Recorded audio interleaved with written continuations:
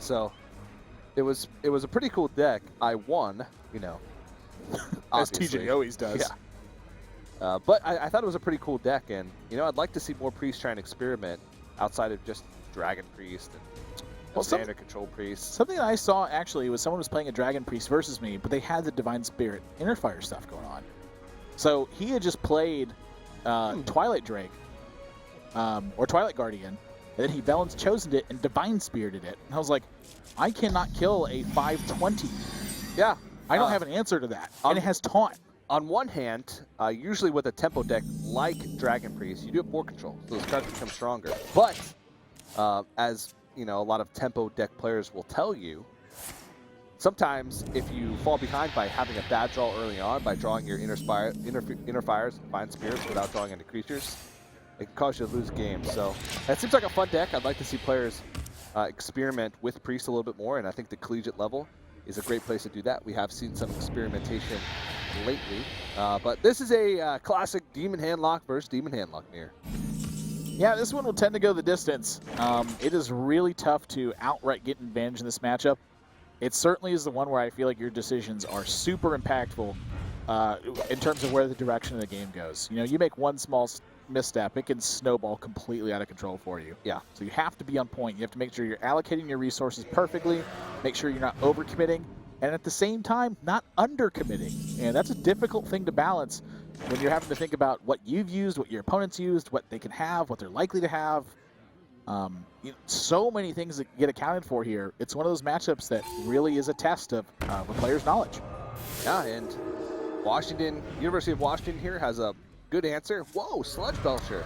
Yeah, kind of an interesting card to see creep back in. You know, this card was cut for a very long time for these decks to make way for the Demon package that Void Callers and stuff provided. Yeah. But to see it creep back in there, I'm curious what the cut was for that guy. I've seen some players say they cut actually Dr. Boom for a Sludge Belcher. Just to not get big game hunted as much, or just to provide more defense early on? Just to provide more defense early on. I believe one of the players that was doing that was BLPS, who's one of the players playing at the Americas Championship. He said he actually had more success playing with Sludge Belcher than playing with Dr. Boom, because a lot of times on those turn 7 plays, they already had big threats. Unfortunately, wasn't able to duplicate that success in the Americas Championship. Yeah, he did. This was after the Americas Championship. Oh, gotcha. This was about a week after. Oh, that's like the worst time to discover that that card's better. Yeah. You're like, oh, geez. Yeah. Just lost a big important tournament. Yeah. And now I found out this card's great. Yeah. Well, he was saying that Whoops. His Demon Handlock was a deck that, you know, had one of the lowest win rates in. Yeah, I mean, it was. I was there at the Americas Championship. It was certainly one of his lower performing decks. So, you know, it just wasn't really pulling weight for him. It felt like he was getting targeted almost. Yeah. But we'll see what these guys actually cut. Yeah, you could cut Healbot, the second Healbot, or something like that. But it's tough. We'll see what the guys at the University of Washington thought. Maybe. Yeah. Well, either way, I'm certain they're not fans of 5/10 Twilight Drakes with taunt. This is going to go unanswered for quite a bit here. Yeah, they don't really have any threats.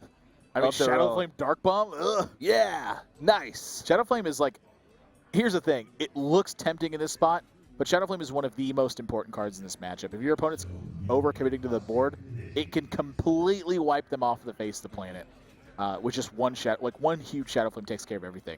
I was actually playing against Savitz at WCA in China, and we were playing a Handlock Mirror match. The difference was I had 2 Hellfires and 1 Shadowflame. He had 1 Hellfire and 2 Shadowflames. It was almost impossible for me to even have a chance to win the game simply because he had an access to that second Shadowflame. In this matchup, again, it's just paramount to making sure that your opponent cannot overcommit to the board, because at some point, they may have to. Yeah, and Washington State is going to be super happy after seeing that one, because they have a plethora of threats in their hand. I think you're totally happy to see this. Ancient Watcher was taken care of. Your opponent didn't life tap, and they did use Shadowflame. Like, wow. I mean, what on earth can you do that goes wrong? I feel like they can just close their eyes and click buttons and totally be okay with it right now. Well, if they close their eyes and click that button, they definitely click the right one. I saw him close his eyes. He knew it. He knew it. I really like the angle that we have Washington State at right now. I don't know, just to see the hand. It's a classy angle. Actually, like, yeah, I like this. Just give you a sense of what's really going on here. Yeah, the APM it's required to compete at a high level of Collegiate Hearthstone. Or any Hearthstone for that matter. Well, they're going to try and dig for a big game hunter, but they're not going to find it. They do find a Twilight Drake, which is a threat that they can play. But It certainly is. but doesn't match up well against the Dr. Boom. And that's always a bummer when Dr. Boom gets value, because that's usually the prime target for a big game hunter. You know, this is kind of akin to match number 1, where we saw over and over again Texas A&M draw all their utility cards and not really have gas towards the mid-late stages of the game. Yeah. University of Washington is in that spot right now. They have so much utility and almost nothing to do with it. Washington State blunders with that life tap. You know, maybe you want to reconsider life tapping when you got 10 cards in your hand. Yeah, Washington State actually has a 4th player on their team whose job is usually to make sure they don't tap with 10 cards. But he had a school project today as well. Yeah, he had a school project today, so you could tell it's really affecting them.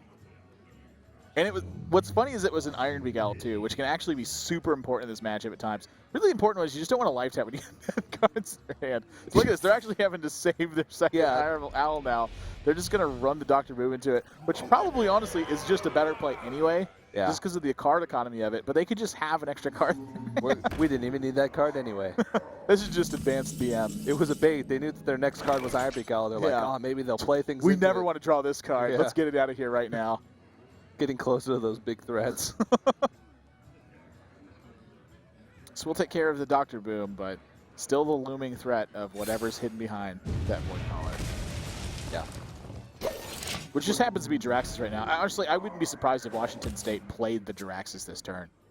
They do have double Molten Giant in their hand, so that kind of dissuades them, because those Molten Giants become nearly unplayable after Jiraxis is played. It's really tough to fit those into turns, because you have to be below 5 health for them to even be playable. But the question, though, is do you even need the Molten Giants? Like, if you land the Jiraxis this turn and start churning out 6/6 minions every single turn, is that enough to really get the job done? And so that is something to consider. The Infernals are, as I like to call, the budget Molten Giants.